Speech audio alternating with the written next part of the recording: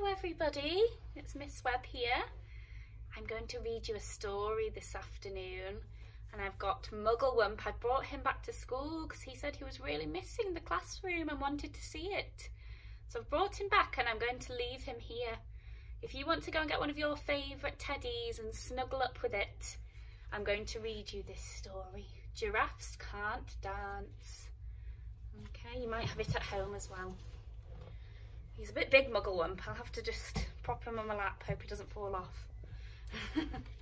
Giraffes can't dance.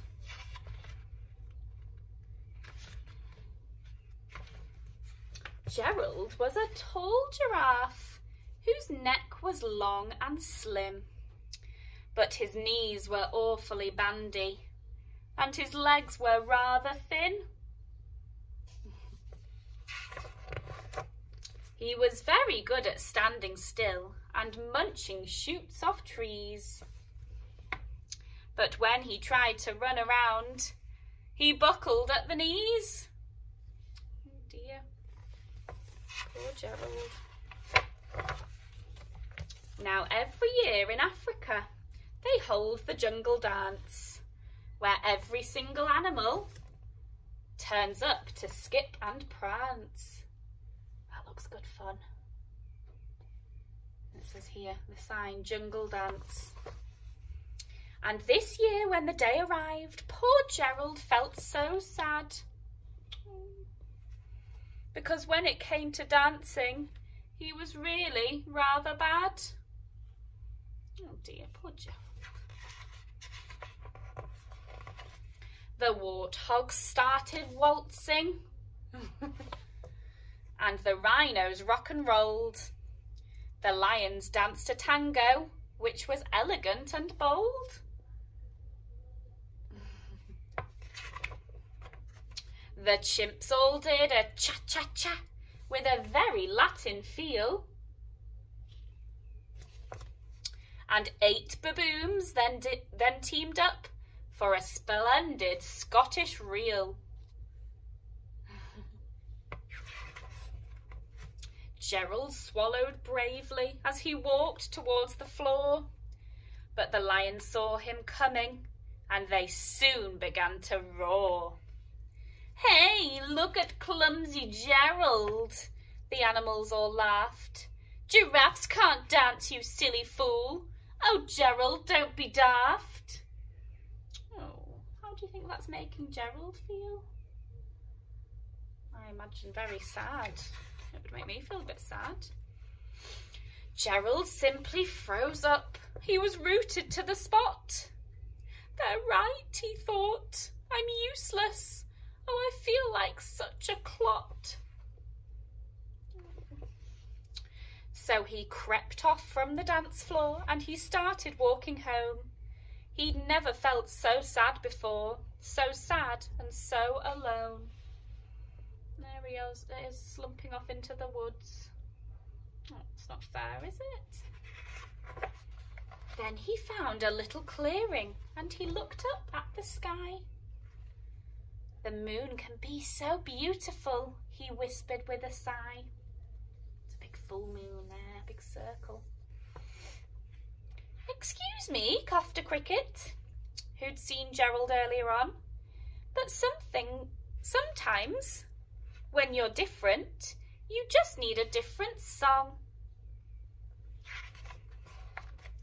Listen to the swaying grass and listen to the trees.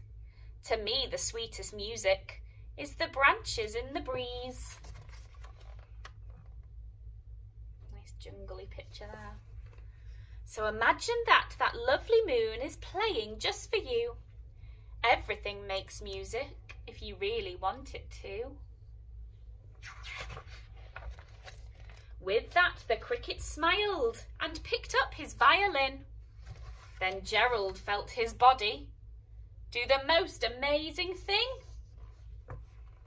His hooves had started shuffling, making circles on the ground. His neck was gently swaying and his tail was swishing round. It's a good little dance move, that. He threw his arms outside sideways and he swung them everywhere.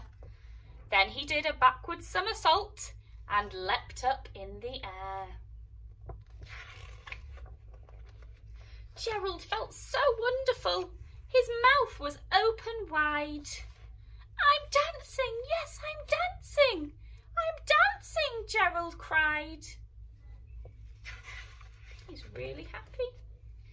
Then one by one, each animal who'd been there at the dance arrived while Gerald boogied on and watched him quite entranced. They shouted, "It's a miracle! We must be in a dream. Gerald's the best dancer that we've ever seen." They're all watching him do his really amazing boogie moves.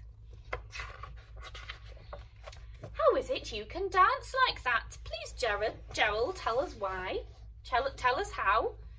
But Gerald simply twizzled round and finished with a bow.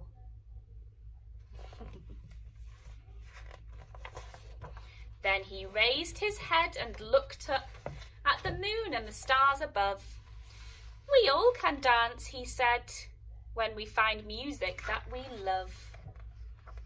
Oh, that's a nice story. Lovely. It wasn't particularly nice at the very beginning when the other animals were being a little bit mean to him. It's not nice to make fun of other people, is it? If they might not be as good as something as you. It doesn't matter, we all have different talents and we're all good at different things. Now, I've got a little favour to ask you and a bit of a job for you to do. Do you think you can do it and help me? So, I was saying earlier that Mugglewump is coming back to school and he's going to stay here now. I think he's had enough of my house. He must be a bit bored, there's not an awful lot of fun things to do there. So I'm going to leave him at school. But he said to me in the car this morning on the way, he said, "I'm just a little bit worried because I'm going to miss all the stories that you've been reading me and that you've been reading to the children. And we've read lots and lots and lots of stories. So I wondered if you could